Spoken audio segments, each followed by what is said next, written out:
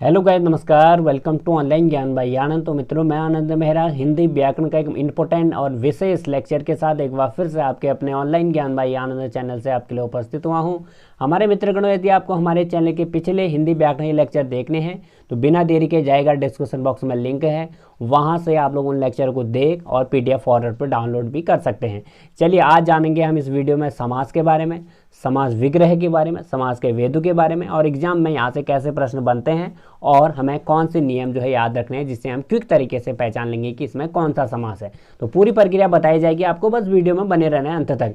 तो समास की परिभाषा की ओर आपको ले चले, पहले हमें समास के अर्थ की ओर जानना बहुत ही जरूरी है। तो समास का अर्थ जानने के लिए हमें समास का भेद यानी विच्छेद करना जरूरी है। तो समास को हम दो भागों में बांटते हैं, तो सम प्लस आस। सम मतलब होता है संक्षिप्त करना, आस मतलब होता है कथन, यानी किसी कथन को या किसी पद को संक्षिप्त करना ही क्या कहलाता है, समास कहलाता है। इसकी परिभाषा कैसी बनेगी, दो या दो से अधिक शब्दों से मिलकर बने जो सार्थक शब्द हैं वह क्या कहलाएंगे, समास कहलाएंगे। तो समझ लो एक बार कि समास किसे कहते हैं, दो या दो से अधिक शब्दों को जब हम परस्पर और सार्थक शब्दों में मिलाते हैं तो उसे हम समास कहते हैं। एग्जाम्पल की दृष्टि से आपको बताएं, जैसे राजा का पुत्र है, तो राजा का पुत्र को हमने क्या बोल दिया, राजपुत्र बोल दिया। तो दो या दो से अधिक शब्दों को मिलाकर हमने एक ही सार्थक शब्द बना दिया, तो यही क्या है, समास प्रक्रिया है। अब बात आती है कि साथियों, समास में कौन से भेद हैं, कितने भेद समास के हैं। पहले आपको बता दें 4 भेद थे, बट किंतु आजकल जो है समास में हिंदी व्याकरण में 6 भेद हो गए हैं। इन 6 भेदों को हम कैसे पहचानेंगे, इसमें कौन सा भेद है, उसके लिए जैसे संधि में विच्छेद करना पड़ता है वैसे ही समास में विग्रह करना पड़ता है। तो समास विग्रह क्या होता है, जब दिए गए समस्त पदों को हम अलग अलग करते हैं और यह प्रक्रिया समास विग्रह कहलाती है। तो आपने ध्यान दिया होगा कि संधि विच्छेद हम कोई किसी का करते हैं, कोई भी हमें शब्द दिया होता है तो उसके हम पूरे क्या करते हैं, शब्दों को अलग अलग करते हैं, फिर पहचानते हैं कि इसमें कौन सा संधि है। तो यहाँ पे क्या कहते हैं, जो हमें शब्द दिए होंगे, जो शब्द दिया होगा पहले उसका हम क्या करेंगे, विग्रह करेंगे, यानी अलग अलग उस शब्द को करेंगे। जैसे राजपुत्र है ना, राजा का पुत्र, हमने अलग अलग किया ना शब्द को, तो ऐसे विग्रह करके हम फिर पता लगाएंगे इसमें कौन सा समास है, क्योंकि समास कौन सा है इसके लिए हमें इसके जो भेद हैं उसको पहचानना जरूरी है। उसमें कुछ पर्टिकुलर नियम है तो उससे हम आसानी से पहचान लेंगे। तो समास विग्रह महत्वपूर्ण रोल अदा करेगा कि समास को पहचानने में। और समास विग्रह में आपको ध्यान रखना है कि समास विग्रह करते वक्त 2 सार्थक शब्द बनने चाहिए। जैसे हमने आपको बताया नील कमल है ना, नीला है जो कमल, तो ऐसे आपको समास विग्रह करना पड़ेगा। नीला भी सार्थक शब्द है, कमल भी सार्थक शब्द है। चौरा है, 4 राहों का समूह, 4 भी सार्थक शब्द है, और आपका राह भी सार्थक शब्द है। तो ऐसे विग्रह करने वक्त आपको ध्यान में रखना, अपने माइंड में नोट करना है कि शब्द जो है विग्रह करने वक्त सार्थक होने चाहिए, अन्यथा आपका वो क्वेश्चन गलत हो जाएगा। तो सबसे पहले समास को आपको टैकल करना है। सबसे पहले आपको समास के जो भेदों के नियम है वो आने चाहिए। फिर भेदों के नियम आने से बाद आपको कोई वर्ड दिया होगा या पद दिया होगा, उसको विग्रह आपको करना पड़ेगा। तो विग्रह करके आप उस नियम में पुट करोगे तो आपको समास पता चल जाएगा। चलिए, आपको बिना देरी के ले चलते हैं समास के भेदों की ओर। तो हमारे हिंदी व्याकरण में समास को 6 प्रकार से विभाजित किया गया है। नंबर 1 अव्ययीभाव समास, दूसरा आता है कर्मधारय समास, तीसरा आता है द्विगु समास, चौथा आता है द्वंद्व समास, पांचवा आता है बहुब्रीहि समास, छठा आता है हमारा तत्पुरुष समास। एक एक यानी प्रत्येक के भागों को हम जानेंगे और प्रत्येक के नियम को आपको डिस्कस कराएंगे विथ एग्जाम्पल। तो आपको पूरा जानकारी हम देंगे, वीडियो में आपको बने रहना है। सबसे पहले आता है कि ये प्रधान क्या चीज़ है। साथियों, प्रधान आप लोग समझ सकते हो कि एक मुखिया होता है, यानी यहाँ क्या होगा, इस शब्द में जो भी मुखिया होगा, शब्द का मुखिया क्या कहलाएगा, प्रधान कहलाएगा। जैसे प्रतिदिन है ना, प्रतिदिन में दिन तो अपनी जगह है, प्रति क्या एक प्रधान है, मतलब पूर्व प्रधान है, क्योंकि मेन जब इसकी है ना तभी तो शब्द की महत्वता बनी। दिन तो कुछ भी हो सकता है, तो यहाँ पे प्रति क्या है, एक पूर्व प्रधान, यानी यहाँ पे पूर्व प्रधान है। तो समास में आपको ध्यान रखना है, पहला पद क्या कहलाएगा, पूर्व पद, और दूसरा पद कहेगा उत्तर पद कहलाएगा। जैसे यहाँ पे है नील कमल है ना, नील इसमें क्या है, पूर्व पद है, और यहाँ पे क्या है, एक कमल जो है उत्तर पद है। तो पूर्व पद प्रधान जिसमें होगा, यानी पूर्व पद की विशेषता ज़्यादा होगी और अर्थ ज़्यादा होगा, महत्वपूर्ण होगा वो, उसके बिना अर्थ उस वर्ड का जो है अस्तित्व कम ही होगा। तो वह क्या कहलाएगा, पूर्व पद प्रधान। और कर्मधारय समास में आपको हमें कैसे पहचानना है, उसका यानी उत्तर पद जो दूसरा वाला पद है वो प्रधान होगा। द्विगु समास में क्या होगा, उत्तर पद प्रधान होगा। और चौथे है हमारा द्वंद्व समास, इसमें दोनों पद प्रधान होंगे, यानी दोनों का अपना अपना महत्व होगा। पांचवें में बहुव्रीहि समास, दोनों पद अप्रधान होंगे। और छठा आ गया तत्पुरुष समास, इसमें उत्तर पद प्रधान होगा। अच्छी तरीके से आराम से समझ जाओगे आप लोग, बस बने रहिएगा। पहला आता है इसको पहचानने की विधि में हमारा अव्ययी भाव समास। तो अव्ययी भाव में आप समझ सकते हो कि यहाँ पे कुछ ना कुछ अव्यय जरूर जुड़ा होगा। तो इस समास का पूर्व पद प्रधान होगा और साथ में अव्यय भी होगा, तो उसे हम क्या कहेंगे, अव्ययी भाव समास कहलाएंगे। जैसे एग्जाम्पल के लिए प्रतिदिन दे गया, प्रतिदिन में हमने विच्छेद किया तो क्या बना, प्रति प्लस दिन। प्रति यहाँ पे पूर्व पद हुआ और दिन यहाँ पे उत्तर पद हुआ।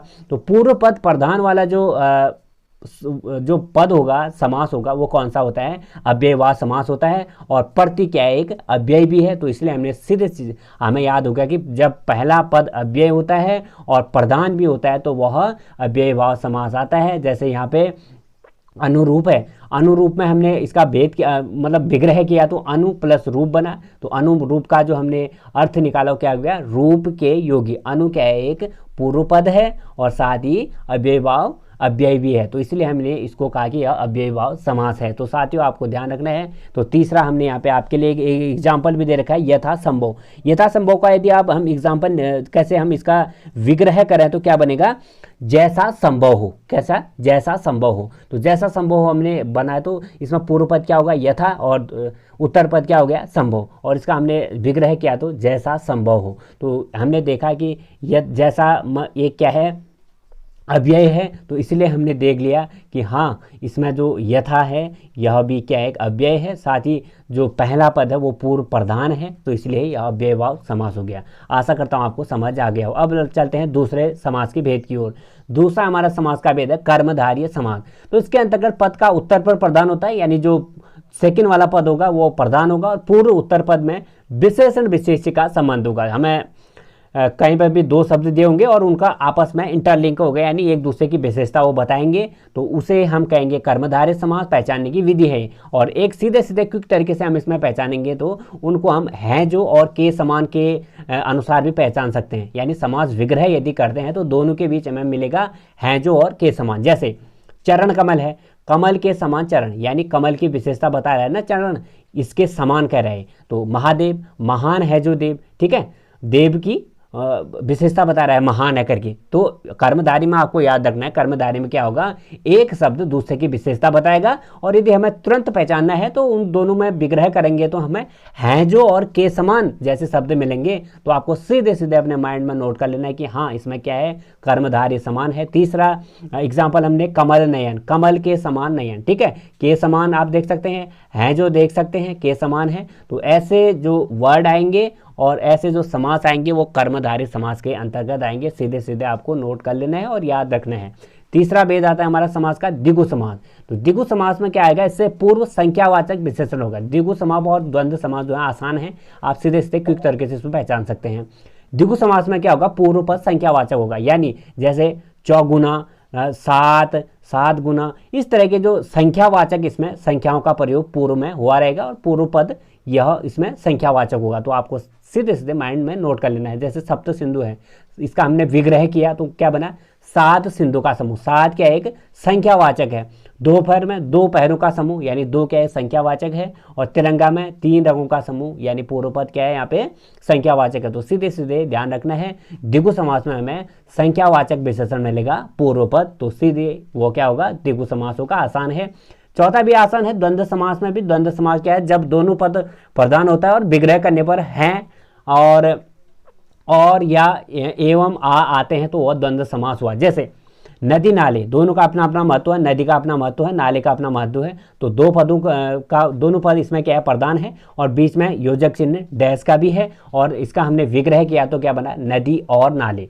तो आपको सीधे सीधे द्वंद्व समास में याद रखना है, ये मतलब दोनों पद प्रधान होंगे और बीच में आपको डैश का चिन्ह भी मिलेगा साथ ही साथ। और यदि हम इसका विग्रह करें तो और, अथवा, या, एवं, ऐसे शब्द यहाँ पे आ सकते हैं। तो ऐसे जो समास होंगे वो द्वंद्व समास के अंतर्गत आएंगे। आसान है। द्वंद्व और द्विगु जो हैं आसान है। द्विगु में हमने बताया कि पूर्व पद संख्यावाचक होगा और द्वंद्व में जो हमने बताया कि इसमें जो है इसका हमें विग्रह करें तो दोनों पद प्रधान होते हैं। विग्रह करने पर और, अथवा, या, एवं, आ, इस तरह के शब्द आते हैं। जैसे नदी नाले, नदी और नाले।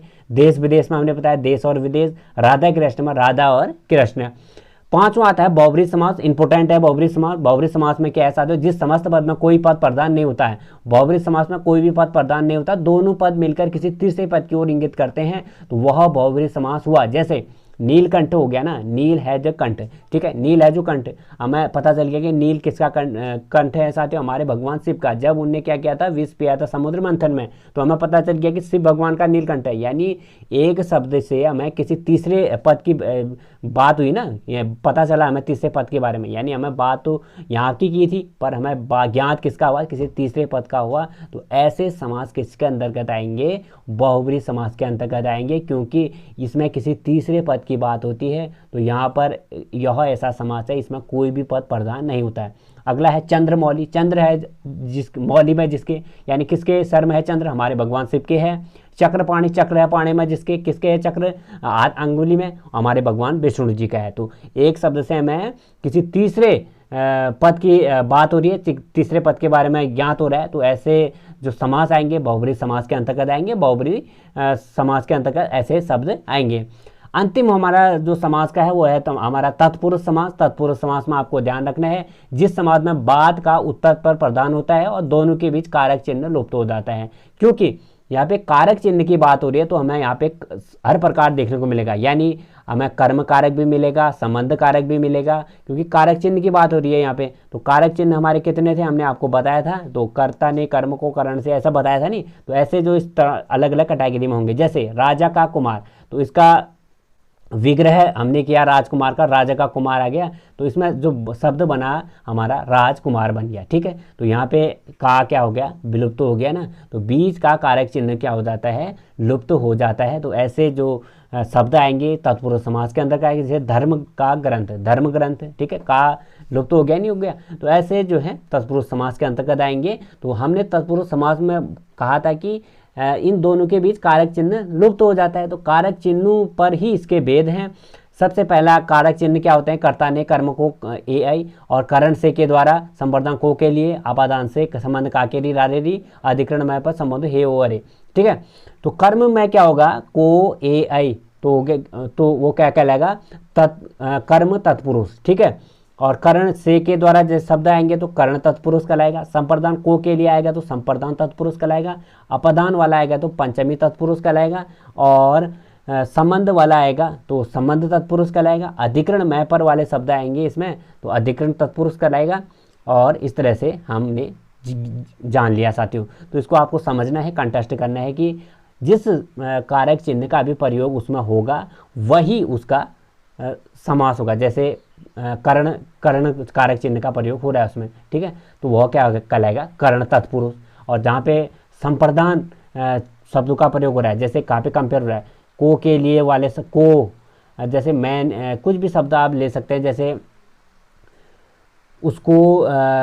उसको मैंने कुछ कहा और को, इससे को वाले शब्द मतलब जो को आता है बीच में, तो आपको शांत करना है। यहाँ पे क्या है, को शब्द है यानी कारक चिन्ह का प्रयोग हो रहा है। अब को में आपको ध्यान रखना है कि को किसके लिए आता है, संप्रदान के लिए आता है, तो वो क्या हुआ, संप्रदान तत्पुरुष हुआ। तो ऐसे शब्द जहाँ पर भी जिस कारक चिन्ह का प्रयोग होगा वही उसका जो है रूप होगा, ये आपको ध्यान रखना है। ये भी यहाँ से भी एग्जाम में प्रश्न बनता है। आशा करता हूँ साथियों आपको अच्छी तरीके से आ गया होगा। अभी भी आपको डाउट एंड क्वारी है तो आप हमें कमेंट सेक्शन में पूछ सकते हैं।